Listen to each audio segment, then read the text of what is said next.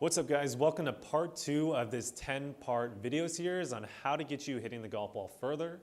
In this video, we're going to be talking about the setup and some basic guidelines on how to help you control the two swing elements we talked about in the first video. So, let's go do this thing. I think you got the wrong impression about me back.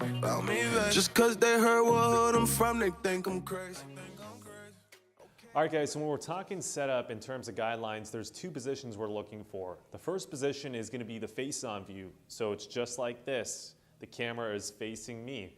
Second view that we're going to be talking about is the down the line view. It's going to be like this when you're looking from directly behind the player. So when we're talking about face-on view, there's some checkpoints that we're going to be looking for. So the first checkpoint I like to talk about is going to be stance width. Stance width just simply means from the middle of your heels or insteps, how far apart are they? With driver, we want to have them right around shoulder width apart to roughly a little bit further than that. Now the second checkpoint we're looking for is going to be the pelvis alignment. So when we're looking at the pelvis alignment, what I do is I draw two lines straight up from the insteps again, all the way up. Now if my pelvis is favoring one side or the other, that's not really the checkpoints we're looking for. We're looking for the pelvis to be nice and centered. Now the third checkpoint from there is going to be the axis tilts. Axis tilts are simply demonstrated by the sternum relative to the pelvis. So with driver, we want a little bit of this spin right here, and that is basically your axis tilt. Now in terms of ball position, what we're looking for, I want to see the golf ball right around the left ear. So if I draw a line straight down from the left ear, that is going to be the checkpoint for driver.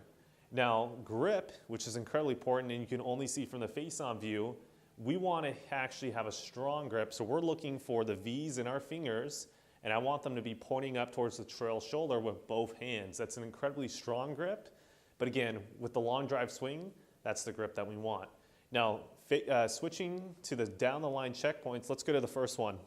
In terms of pressure distribution, we want to make sure that it's 50-50 in terms of toe to heel. So if I go all the way here and I'm falling over on my toes, that means I have too much pressure on the toes at setup.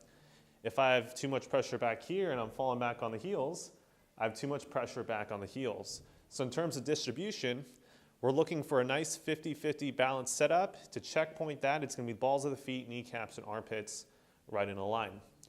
Now pelvic line is what we call anterior or posterior basically.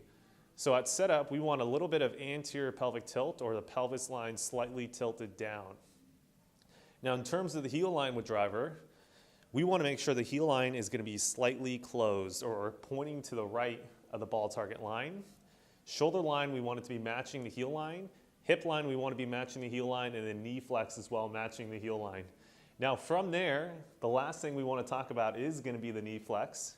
And again, we want to see it right around 154 to 160 degrees. And if you can do that, those are the checkpoints for the setup for the long ball.